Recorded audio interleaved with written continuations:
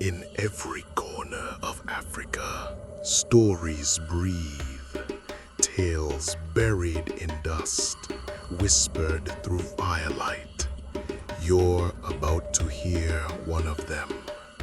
Welcome to African Horror Stories. Ethiopian Folklore, the Forgotten Curse. The last mountains of Ethiopia are a testament to faith carved in stone. For centuries, the rock-hewn churches of Lalibela have stood, or rather sunk into the earth, built not up but down towards a subterranean holy purpose. This setting was their shield, isolating them from the world above.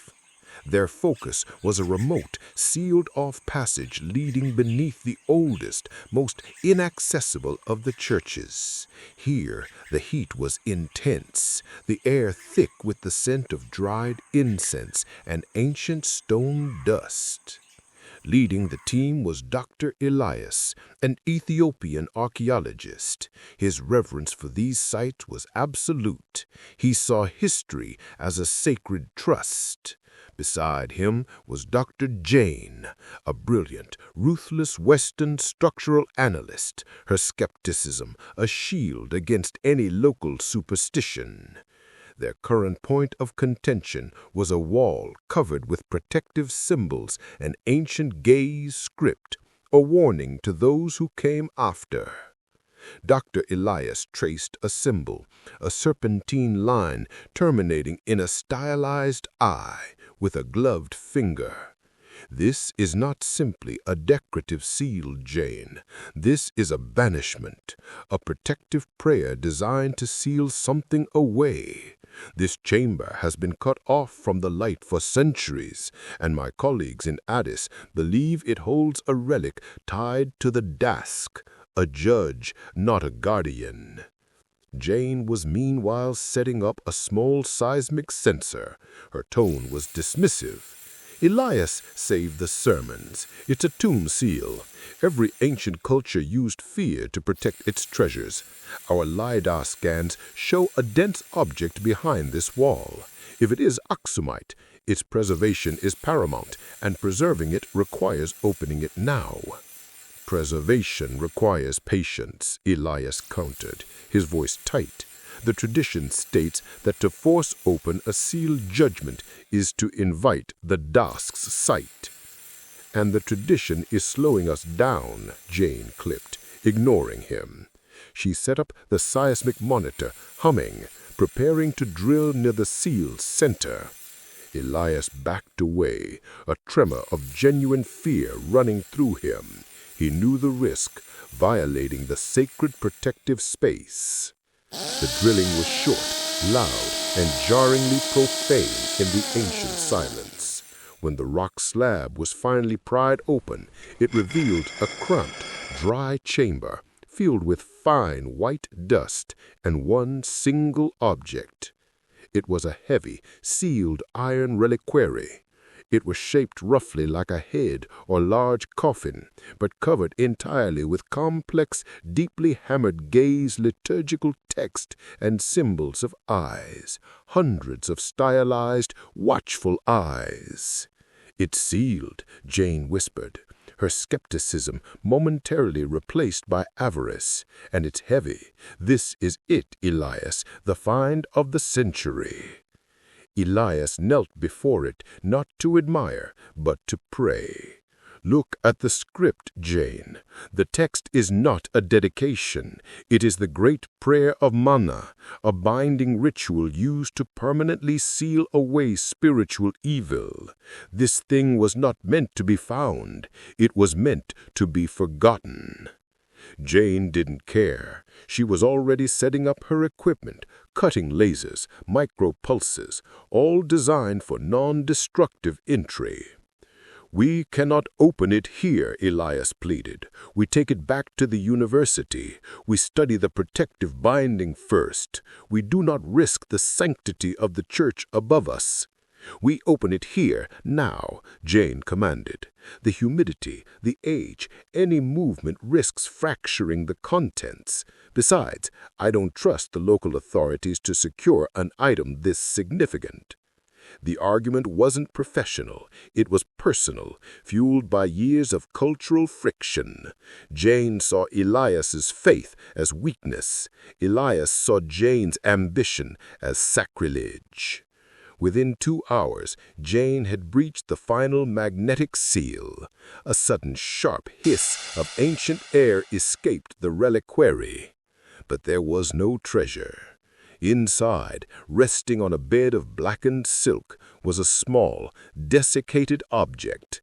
Not gold, not jewels, but a lump of calcified dark matter, shaped vaguely like a human eye.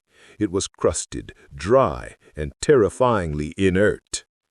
"That's it," Jane frowned in disbelief. "A piece of dried rock." Elias stared, transfixed, his dread confirmed.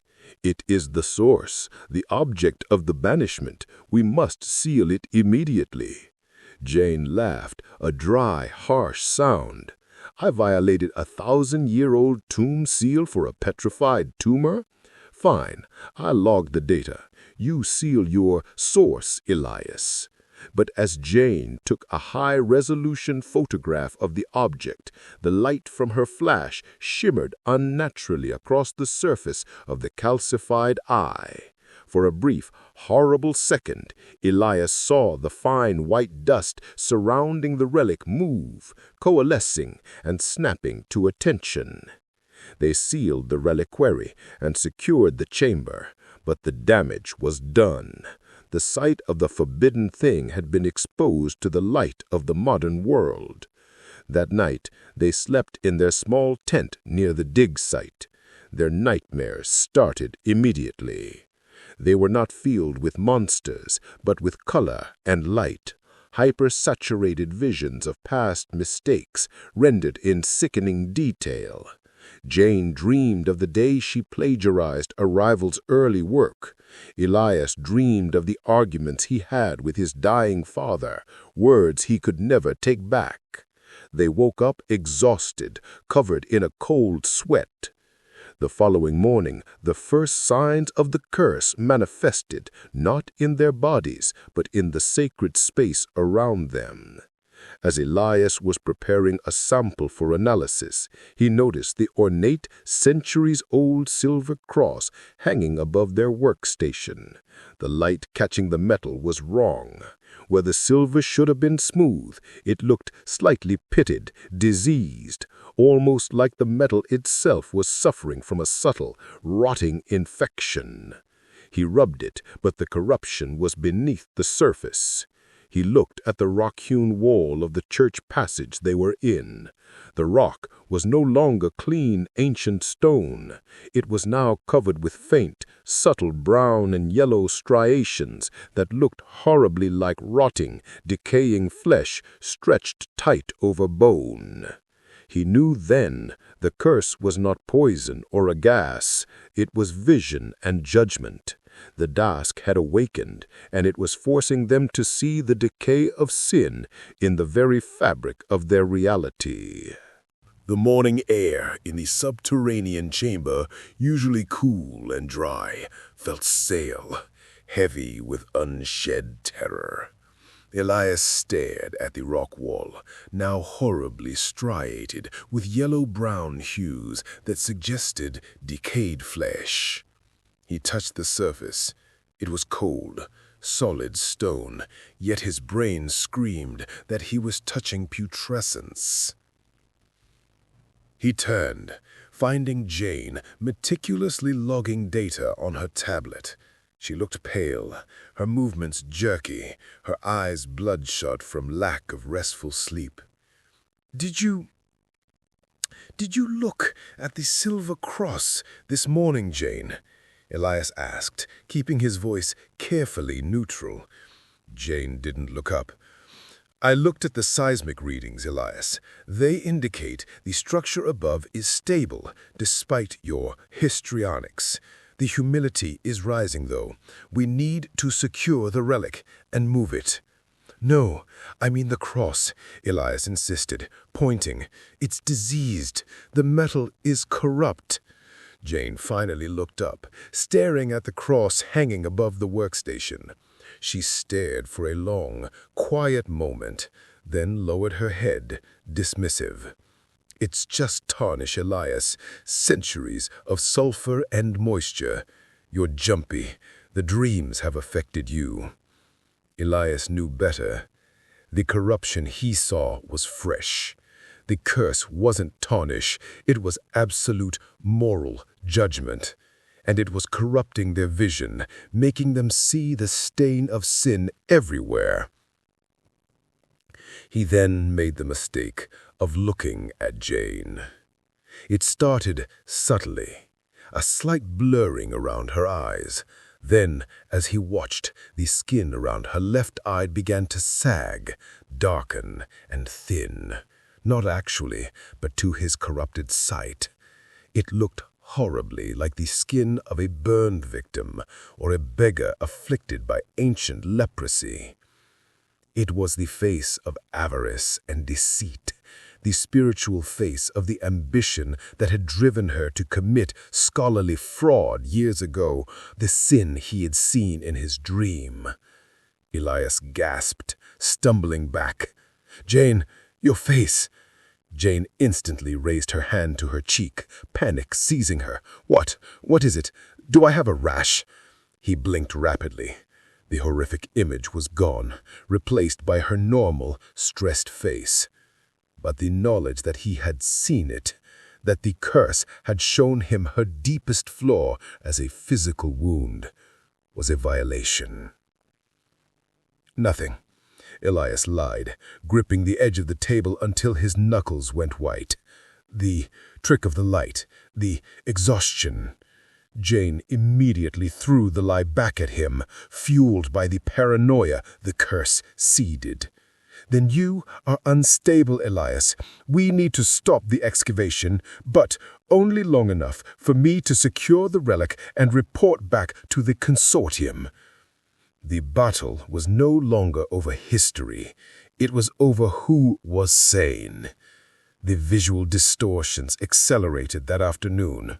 As Jane sorted through the photographs they had taken of the reliquary, she paused. "Elias, come look at this, the close-ups." Elias approached, his stomach churning, already knowing what the camera, the ultimate mechanical eye, would reveal. On the high-resolution images of the reliquary's surface, the hammered symbols of the multiple eyes were shifting. They were no longer symmetrical protective devices. They were weeping. Dark, thick oil seemed to stream from the corner of each iron eye, running down the metal surface. And beneath the oil, the metal surface was peeling back, revealing not solid iron, but a lattice of calcified bone beneath. "The metal is deteriorating rapidly," Jane muttered, her professional mind struggling to override the horror she was seeing. "What is that dark fluid?" "It is not fluid, Jane," Elias said softly, recognizing the ancient warning signs from the Ge'ez texts. "It is the mana, the judgment. When the Däsk weeps, it weeps the decay of the soul. It is showing us its true face. We need to focus on resealing the chamber, not the relic." Jane snapped, the psychological stress finally breaking her logical constraints. "I am not sealing a centuries-old scientific breakthrough because you saw bone beneath iron. You're letting your childish faith destroy this discovery." She reached for a small satchel containing high-strength explosives meant for controlled demolition in the event of an unavoidable rockslide. Elias saw the truth instantly. She wasn't planning an accident. The curse was instructing her to destroy the church, to violate the sacred space above, believing that by exposing the church's hypocrisy, she would be freeing a truth, not a curse.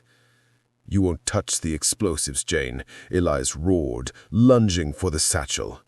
The sudden physical confrontation broke the last thread of civility. They wrestled over the explosives, the sounds of their struggle echoing profanely in the holy rock passage. As they fought, the Däsk's curse revealed itself to its fullest extent. Elias looked at Jane, and this time the grotesque corruption did not fade. He saw her full, spiritual form of sin, a figure of rotting skin pulled tight over angular bone. Her teeth were too large, her eyes weeping, the dark oil he'd seen on the relic. Elias screamed, letting go of the explosives. The sight was too much. Jane used the momentum to shove him hard against the rock wall. He hit the stone, falling semi-conscious. Jane secured the satchel, her eyes now burning with a fanatic, cold certainty. "I am freeing the site. The hypocrisy must be judged. The only way to stop the decay is to burn the church down." Jane, completely possessed and consumed by the Däsk's judgment, raced out of the passage, heading toward the heart of the Rock-Hewn sanctuary above, the place of worship she intended to destroy. Elias lay on the floor, his vision swimming, the world around him now an overwhelming canvas of corruption. The rock walls were actively pulsing with the texture of diseased skin. He forced himself up, grabbing the one object Jane hadn't bothered to take, a centuries-old fragile scroll containing the prayer of Mana, written in Ge'ez. He knew he couldn't fight her physical strength, nor could he fight the Däsk's absolute power of judgment. His only chance was to use the language of banishment, the faith she had rejected, to try and seal the sight of the judge once more. He had to save Jane from her own corrupted sight, and he had to save the ancient church from her destructive hubris. He raced after her, the brittle scroll clutched in his bleeding hand, the stench of spiritual decay rising around him. Dr. Elias scrambled out of the excavation passage, leaving the terrifying, flesh-textured walls behind. His vision was still swimming, assaulted by the Däsk's curse, which was now fully active. Every shadow danced like a restless limb. Every smooth stone of the church complex was scored with the hideous corruption of sin made visible. He could barely distinguish the true rock from the rotting textures the curse forced him to see. He gripped the fragile, centuries-old Ge'ez scroll, the only thing that hadn't been corrupted in his sight, and raced upward through the narrow tunnels toward the heart of the Rock-Hewn church complex. Jane, possessed by the wrathful judge, was faster and driven by a cold, destructive certainty. He heard her frantic movements echo above him, the sounds of heavy equipment being dragged. She was preparing to use the high-strength explosives to shear the weight-bearing columns of the church, hoping to collapse the entire sanctuary into the earth and seal the truth forever. When Elias burst into the main sanctuary, the sight was breathtaking and horrifying. The great carved nave, usually filled with soft light and reverence, was a canvas of visible, aggressive corruption. Statues of saints seemed to be actively weeping blood and oil. The carvings of angels appeared to be flaying themselves from the stone. And at the base of the massive central column stood Jane. She was setting the timer on the plastic explosive charges, her face calm, vast, and filled with a sense of inhuman righteousness. "Jane, stop!" Elias shouted, his voice hoarse. Jane didn't flinch. She turned slowly, her eyes, those cursed, dry, burning eyes, fixed on Elias. The spiritual decay he had seen earlier was now intensified. Her figure was lean and angular, appearing as if the skin was stretched paper, barely containing a sharp internal skeleton. "The judgment is necessary, Elias." Her voice resonated dry and passionless. "The lie of man's faith must be exposed. I am setting the world free from hypocrisy." The Däsk was using her ambition and cynicism as the perfect vehicle for divine wrath. Elias knew confrontation was useless. He couldn't fight the strength of the Däsk. He unrolled the brittle scroll, the ancient paper crackling in the oppressive silence. "You are not judgment, Jane," Elias declared, backing away toward the sacred eastern wall. "You are corruption, and you will be sealed." He began to read the prayer of Mana aloud. The language, Ge'ez, was ancient, liturgical, and powerful. The effect was instantaneous and profound. As Elias chanted, the light in the sanctuary shifted. It didn't brighten, it became realer, a harsh, painful truth. Jane screamed, a raw, mechanical sound that did not belong to a human throat. The sight of the truth, the language of banishment, was agony to the Däsk. "Silence! You cling to a false light!" Jane screamed, charging at Elias, leaving the explosives counting down. Elias held his ground, continuing the prayer, his eyes fixed on the scroll. As Jane closed the distance, the physical manifestation of the curse erupted behind her. The central column of the sanctuary began to peel away, not crumbling, but unfolding like a massive skeletal wing made of calcified bone and stretched paper-thin skin. The wrathful judge was manifesting, preparing to crush Elias and Jane together in a permanent act of historical judgment. Elias could not look at the creature.